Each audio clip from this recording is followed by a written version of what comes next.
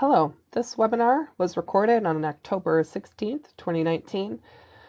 My name is Renee and I work for Girl Scout Spirit of Nebraska. Today we're going to talk about the Commission on the Status of Women, for which we will be recruiting 4 girls, and the Global Roundtable, for which we will be recruiting 2 girls and 2 adults. The Global Roundtable will take place in October of 2020 during the Girl Scouts National Convention in Orlando, and we'll talk about that a little later. We're going to start off by talking about the Commission on the Status of Women, also known as CSW for short. Each year, CSW has a theme, and the theme of 2020 is Generation Equality. Many of the events around CSW will focus on the topic of gender equality, which basically just means boys and girls are equal and should have equal opportunities, and men and women are equal and should have equal opportunities. If this topic is interesting to you and you get passionate about talking about gender equality, then that's the kind of person we want on our CSW team. And just so we're clear, these are the dates that everyone needs to keep open on their calendar. The Commission on the Status of Women will happen in New York from March 6th to the 13th. The events in Mexico and Paris are referred to as the Global Gender Equality Forum. We are not guaranteed to go to either of these places, but it's possible that we could go to one or both. Just so you know, there is no cost to the girl to go on any of these trips. And going forward, CSW refers to New York in March, and Paris and Mexico refer to the Global Gender Equality Forum. And I was going to show a video at this point that talked about how there are 208 years till we can achieve gender equality in the United States, featuring Maya Rudolph and Melinda Gates and a bunch of other comedians, but I couldn't get it to work, so I'm just going to say if you want to watch it online, you can. It's called something like Gender Equality is No Joke. So it's a pretty good video. It talks about the importance of gender equality, and then also how sobering it is that 208 years from now is when we can expect gender equality in the United States. No woman or girl alive will experience that. We won't experience gender equality in our lifetime, but why don't we try? Like, we can work for it. And it's very inspirational at the end and talks about how we all should try and do our best and talk about gender equality and make sure it's a focus on our conversations in our day-to-day life.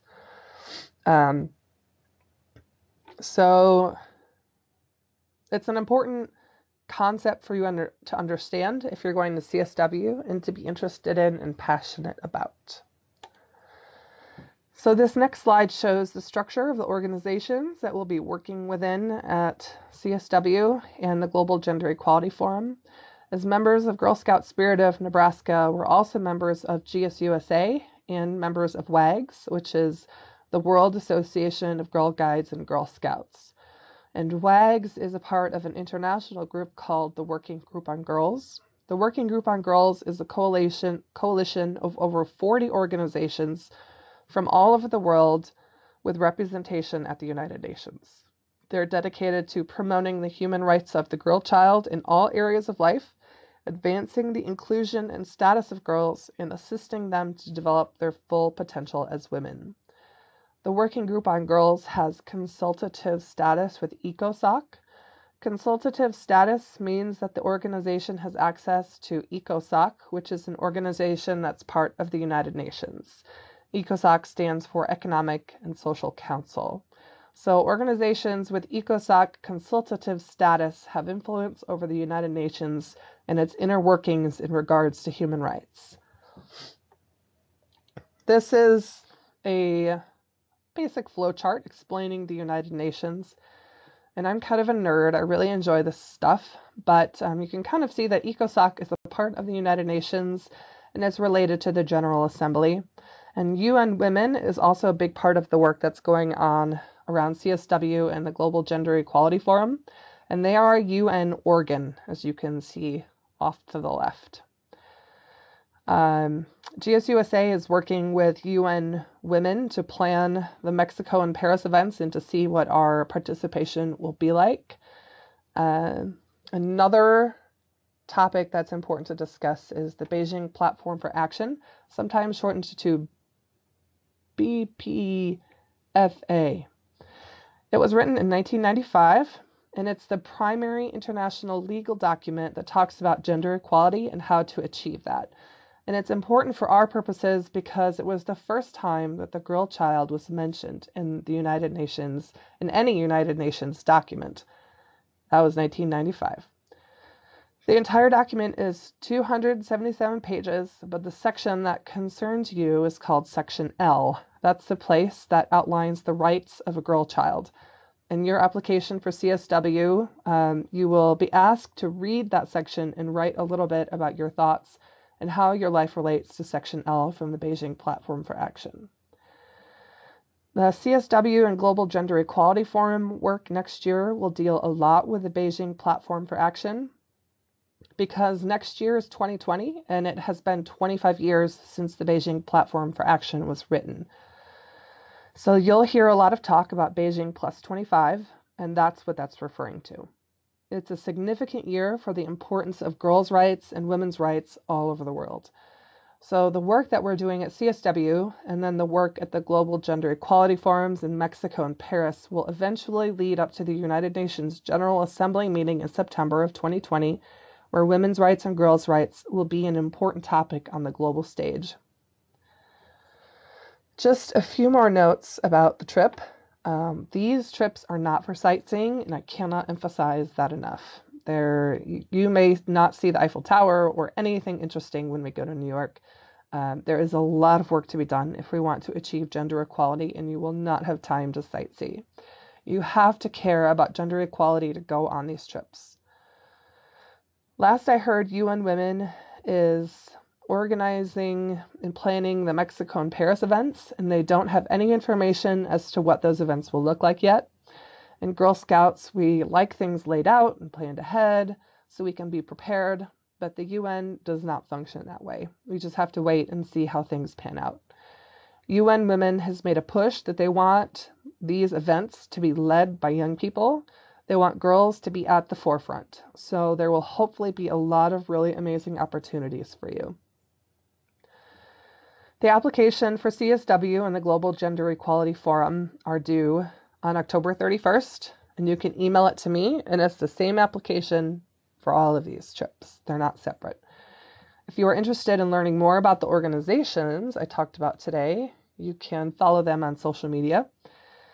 That's UN Women, and then the Working Group on Girls in the middle, and WAGs on the right.